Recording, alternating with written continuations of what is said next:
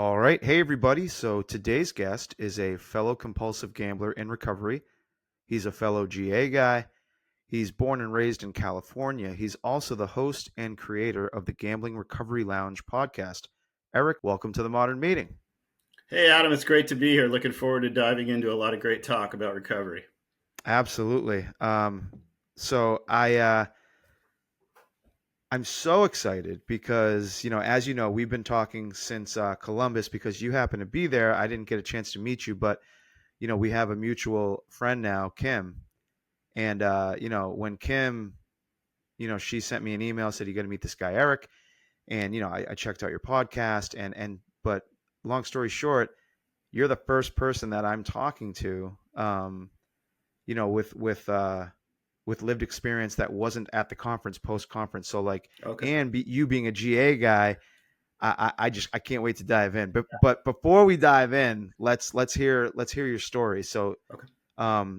because I love this too because I don't know much. Like I sent you a few questions ahead of time, but I we keep it vague because I want to kind of dive in as we're going. But so yeah, let's start. Tell us who you are, where you're from, how you started gambling. Cool. Yeah. Thanks, Adam. No, I appreciate the platform. And so, for I guess context, I'm 53 years old, live in Los Angeles, California, born and raised, one of very few Californians probably that never leave the state or that Yeah. kind of thing. But yeah, my gambling started, and my abstinence date is June 15th, 2021. So it's 1,507 days today. And Amazing. I count every day because they all matter.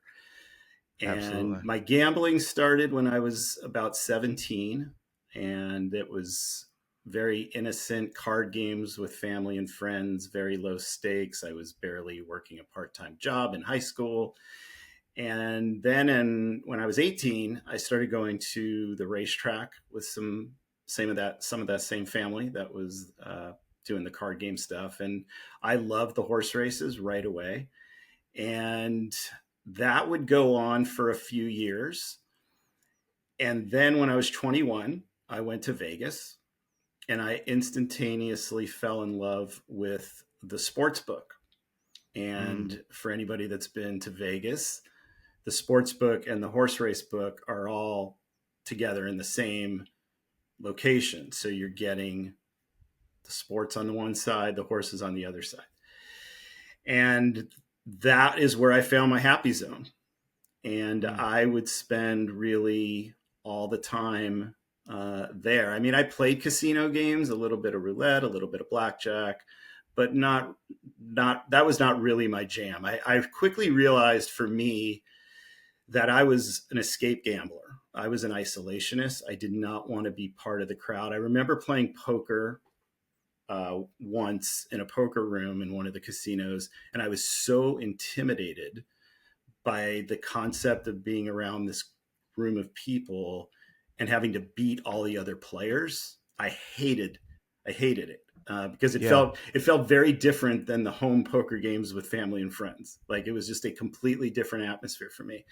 So I really realized that my love of sports and then what was developing into a love of horse racing, there was no happier zone than just sitting down in my chair at the sports book and isolating from everybody else. So that was really my first like introduction into the world of gambling when I was 21 and having that in-person experience. Mm.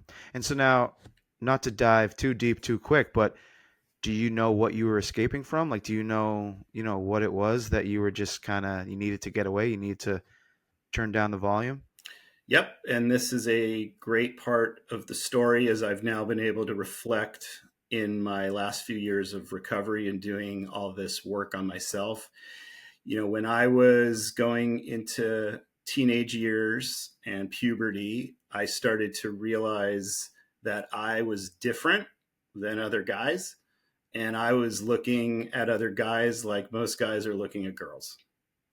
And I knew that wasn't normal. And I was scared to death because back then, we're talking, early 80s, the life was very different than what it is now, with much more acceptance of everything and everybody.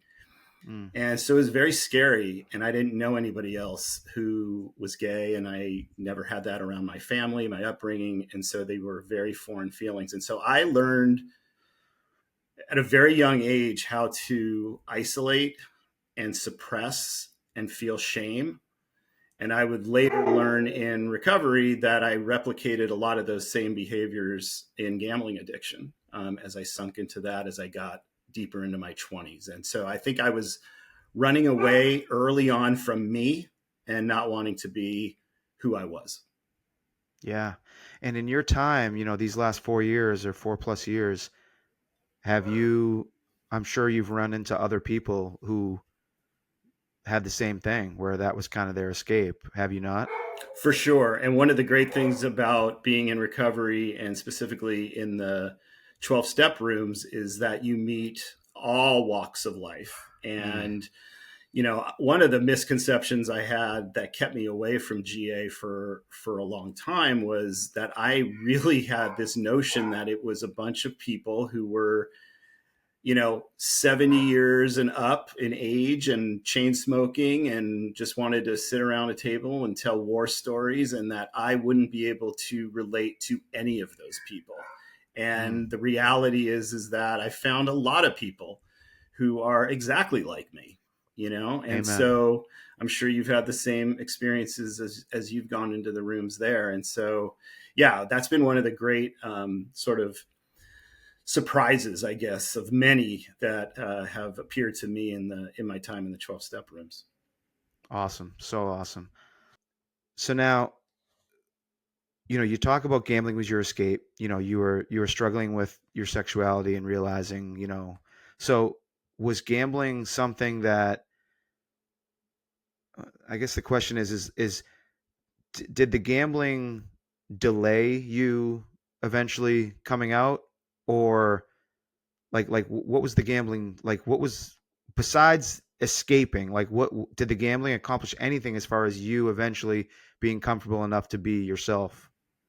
Yeah, actually, the parallel of time was interesting because I came out when I was almost 23. Mm. And I would say that was also the time when I was starting to gamble more.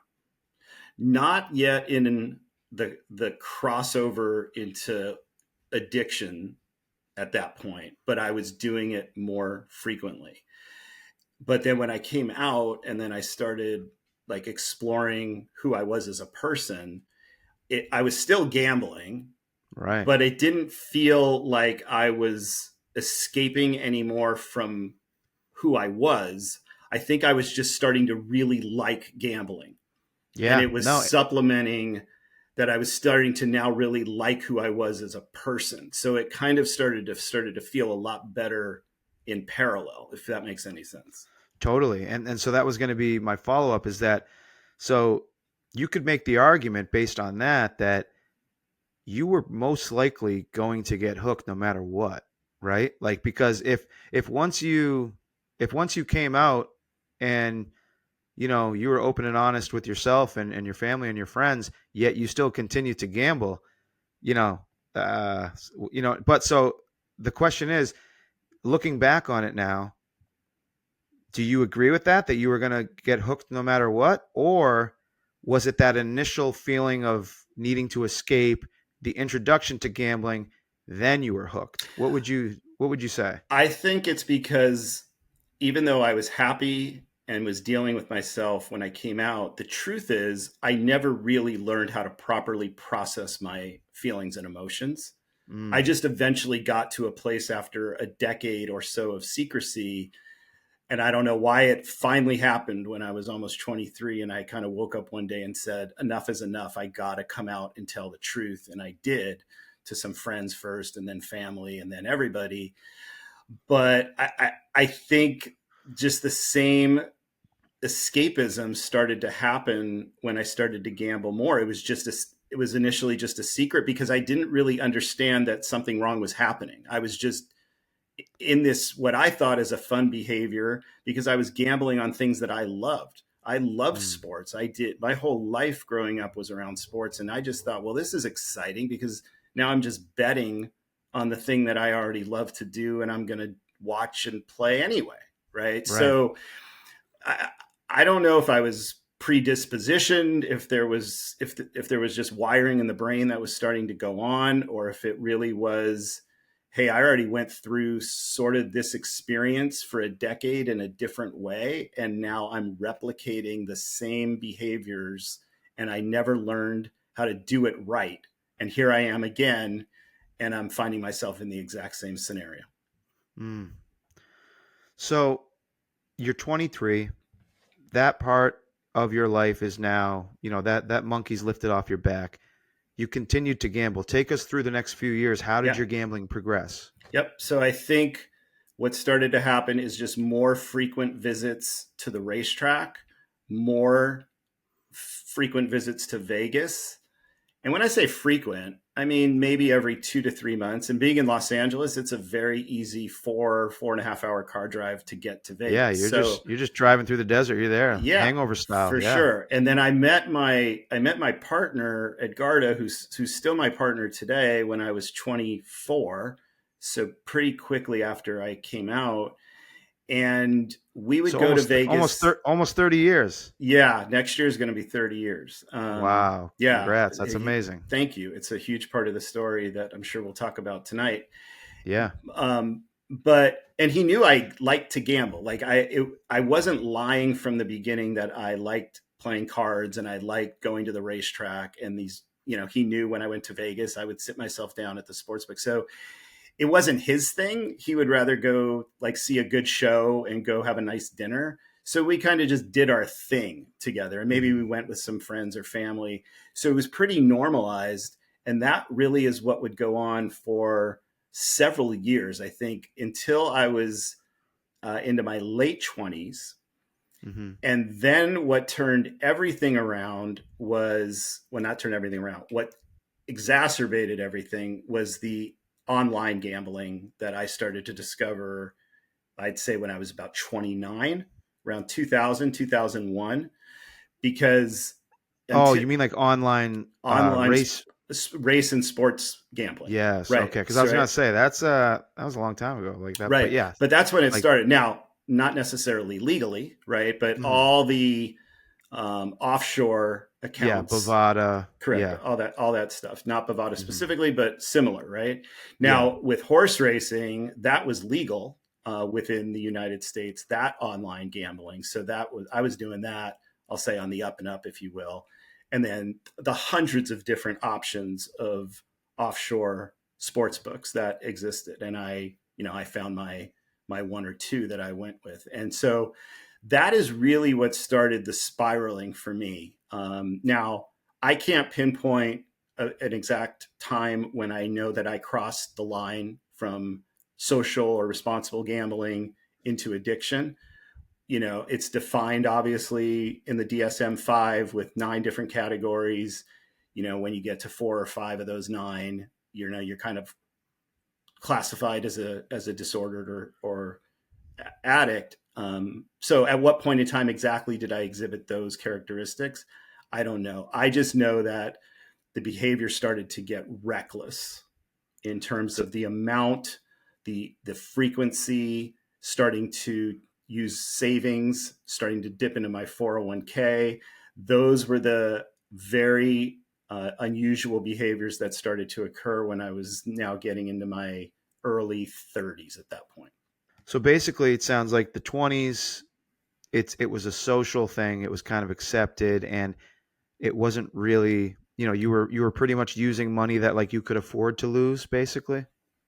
And then, so give us like some specific examples of like when you crossed that first line and second line and third line. Like, what were some things like Yeah. specifically that happened? So this experience, I think, is when I first said to myself, you have a real problem. And Mm, I was 30 years old. I had gotten a promotion I was kind of for many years in corporate America, mortgage finance and management. And I got a mm-hmm, promotion and they sent me to Virginia to do training.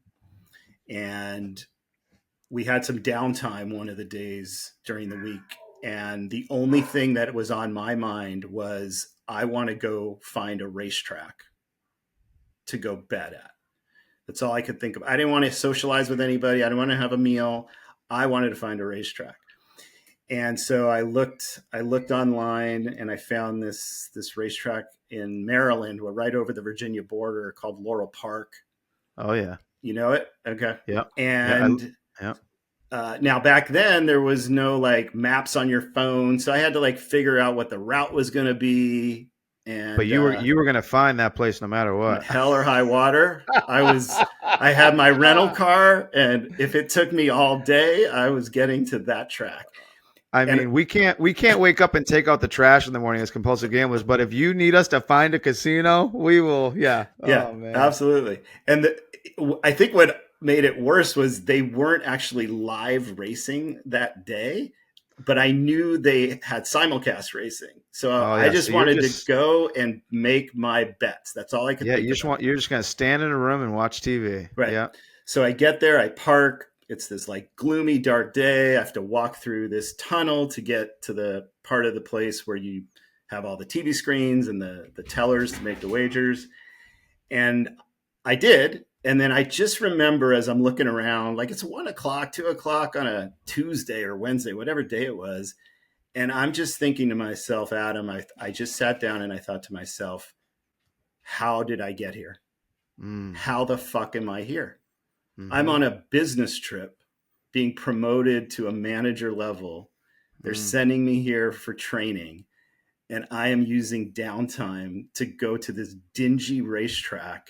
I have no fucking idea what I'm doing, and I couldn't think of anything else. And that was the first time I really thought to myself, dude, you are in trouble.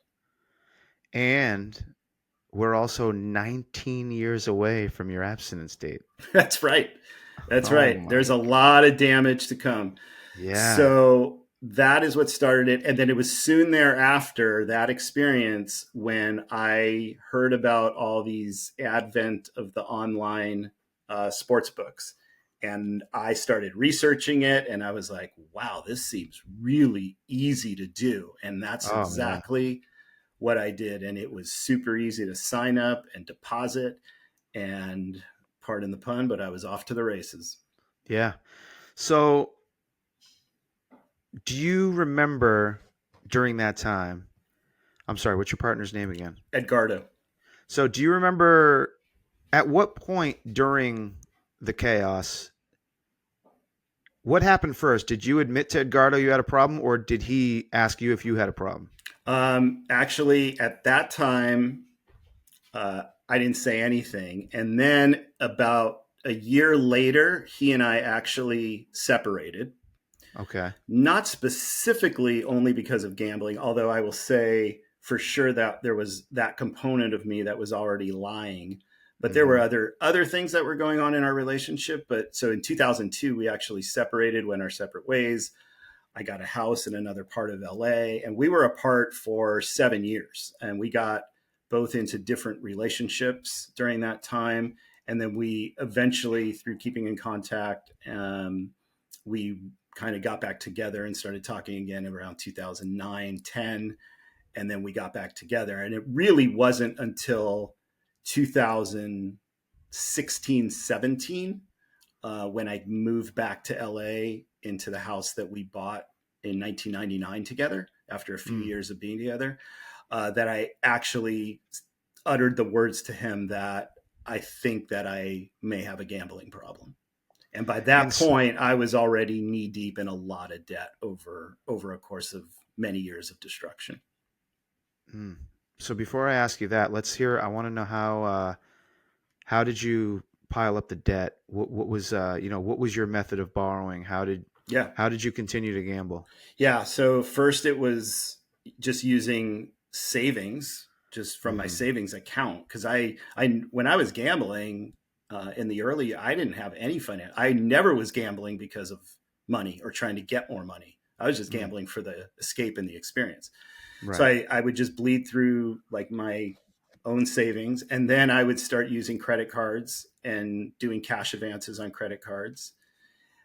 So that got to a boiling point. Then I would just keep taking out more. And then I would start dipping into loans from my 401k.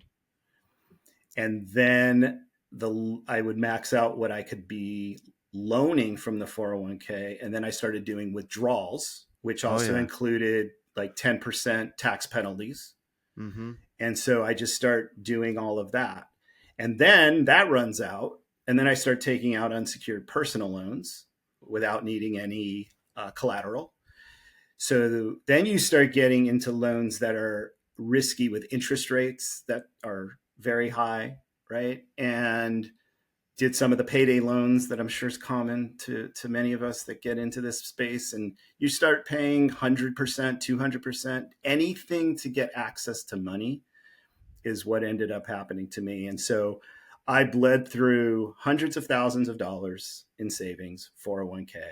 Then I took out hundreds of thousands of dollars in credit cards and personal loans. And then that would also lead to bailouts from family, including Edgardo, based on lies of why that debt was in existence. Mm. I mean, obviously it's something that I've done. It's something I've heard from other people, but every time I hear it from someone new, it always it always hits you because it's heavy stuff.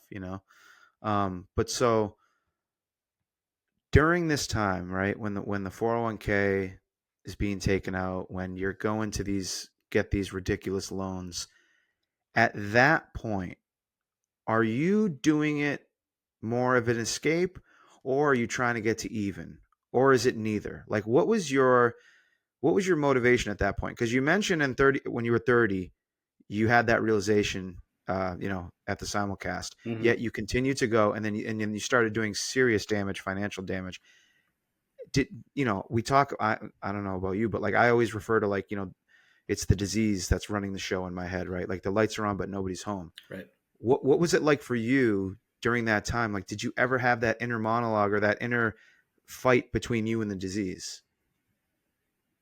For sure, except I definitely didn't even know it was a disease. All as I knew Mm-hmm. was this is all I knew how to do.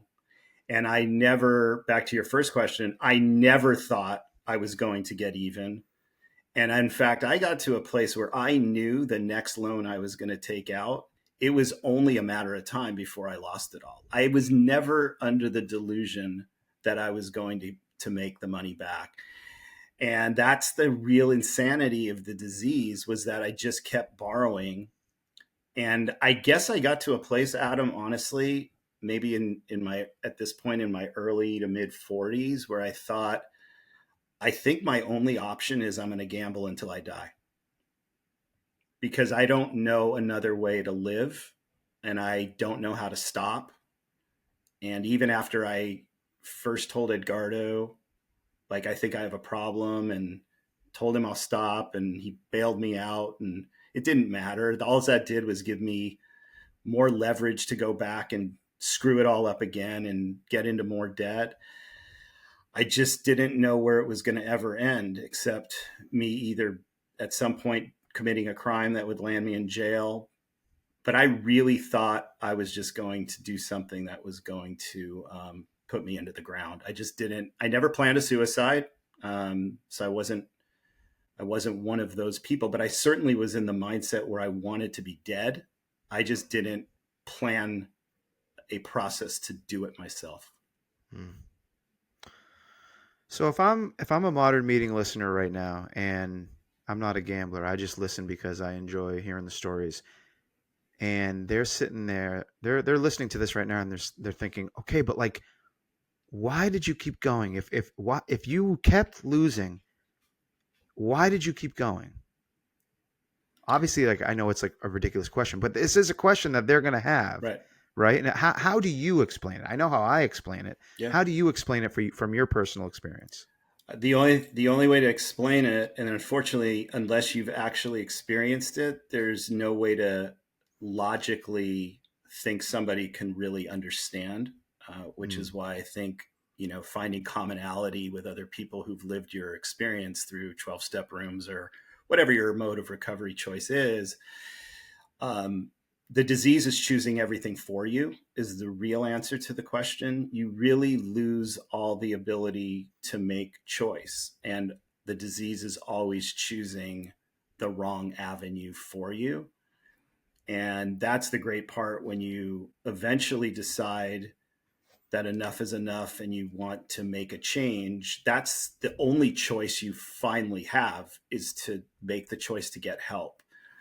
And then when you surrender and really admit, I have no chance of ever gambling like a normal person. I can never participate in the way that the large majority of people in our society can. Then you're on the way to actually having choice.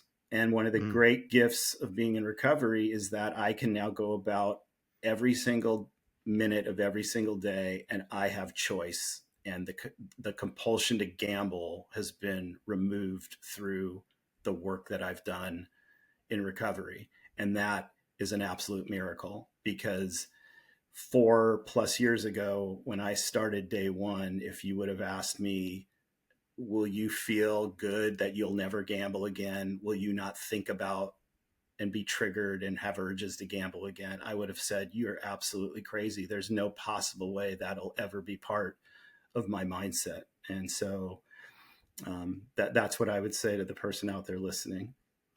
It's a great answer. Um, I want to jump into GA, but I got a couple more questions Mm-hmm. before we get there. Yeah. I can't wait. But so double life, were you a double life guy? Like, were you, like, were people surprised? Was Edgardo surprised? Like, did you, continue to move up the corporate ladder? Were you paying your bills? Take us through that a little bit. Yeah. I mean, he and I, the reason I was able to lie for so long and get away with it is he and I always kept our finances separate. Mm-hmm. And so it really wasn't until I got into recovery that he had insight into my accounts. And that at that point was one of the conditions of everything, was that he was going to kind of have control, not control, but oversight into everything that was going on with my money. I Sure. can't spend more than $1 and he doesn't get an alert on his phone that I've spent $1. And that's part of our journey together, which is Mm, great because it keeps me, it's one of the many guardrails that keeps me out of trouble. definitely. So I was able to live the double life and keep it all a secret because of that separation of finances from him. And, other family and friends, yeah, I just buried it. I just didn't make it a part of my day to day story. And I was the classic liar, manipulator, escape artist. I was the guy that was in the room physically at the parties, sitting on the couch, going into the bathroom, not talking to anybody. And when somebody was talking to me, I wasn't really hearing what they were saying. I was totally checked out to the disease, but it mostly was inside my own head. I really was a total isolation gambler and Mm. addict. And do you struggle with any other substance? No, thank God that only gambling was the one vice that I guess I dove completely into. I mean, I will say, I think we always have to be aware as we're recovering from one thing that we don't go into another. And cross addiction is extremely common Mm, with compulsive gamblers, especially. So I'm super aware. I mean, the truth is I probably drink a little bit more than I should be drinking, mm-hmm, and I've gone through that process in the last couple of years, but I know that things don't um, disrupt my life in the way that gambling disrupt my life, and mm, I've consulted openly with people about this, because there's a lot of people in GA that are of course. also in AA. And so I'm not at all oblivious to the fact that I can get into trouble somewhere else, and Mm-hmm, I can never say something isn't going to happen along those lines. I'm just really grateful that if I land in a place like that, that I know where to go for help, and it's mm, going to be in another 12-step room if I ever need to get there. for sure. Yeah, you don't have you have plenty of resources if it ever gets to that point, Yeah. for sure. Um, so we're heading towards the end, right? So was it a series of rock bottoms? Was it one rock bottom? What was it Hmm. that got, and when you said your abstinent date was June, what'd you June say? 15th, 2021. So was that your first meeting? It was. So, Okay. but So yeah, the take rock us, take bottom, us. yeah, Yeah. yeah, it's the day I'll never forget. It was Mm, June 13th, 2 days before that. It was a Sunday morning. And it had been a while since Edgardo and I sat down to go through my monthly reconciliation of my accounts, because that was something we had been doing for a while. But he had some other things going on in his life with family members and health issues that he was rightfully paying attention to, and he was trusting what I was doing. And I was also seeing a therapist for a year who, ironically enough, told me from day one that I should go to GA as a supplement to the work that I was doing with her, because she had enough experience in the field to know the way you're going to really recover is by your connection to other people that have been through it like you have. So she was amazing. And I guess I could have saved myself a lot more pain if I listened to her from the beginning, but I yeah. wasn't ready at all to do GA. I just, the whole concept and thought of it turned me off completely. So that Mm, morning, I was lying in my bed. I had done my final credit card cash advance that I had access to, and pissed that money away on some random sporting event. I have no idea. And then he questioned me that morning. He said, we haven't reconciled your accounts in a while, and I want to sit down and do that. Because I don't know if he just had at this point like this sixth sense that, through checking on my accounts and things were just looking a little bit different than they had been for, a little while when I had some abstinence with that therapist. And I said, "You already know what's going on, don't you?" And he said, "No, what?" And I said, "I've been gambling again. I did it again." And, Adam, I always say this every time I talk about it, that was the lowest emotional moment of my life, because the fear and pain that I saw in Edgardo's eyes, and at that point, it's 25 years or so that since we had met and gone through a lot of stuff together. I have never seen that kind of pain. And I really felt in that moment like, yeah, I think I really wanted to be dead in that moment. mm, And so he said, he's like, I don't know what else to do. Call the therapist. We got to figure out what to do next. And I got her on the phone and I said, we have an emergency, need to see you as soon as possible, because I didn't have my next appointment with her for a couple of weeks. And she said, well, I can see you on Tuesday, 2 days later, on June 15th. And we both got on a call with her. And she said, I'm going to just tell you what I told you a year and a half ago when we started talking. You need to go to Gamblers Anonymous. I cannot help you any further. I can explain to you why your brain is kind of broken. You're wired yeah. wrong, and you have this from a scientific standpoint. But I can't help get you to where you need to go. And that night, I logged into my first GA meeting on Zoom, and that's where it all started. Mm. Yeah. As you're talking, I'm realizing too. So a lot of the end, this is still, we're in the fucking pandemic. Right. Yeah. Right. So Um, online meetings, there were some in-person meetings still open. I mean, I'm grateful to be in Los Angeles, where sort of the mecca of GA is, and the founding originating place of it. So we still had some meetings that were open, but it was just the urgency in that moment, that night. It was like, I got to go into a meeting right now within the next couple of hours. And so I just looked meetings up online, and I found one.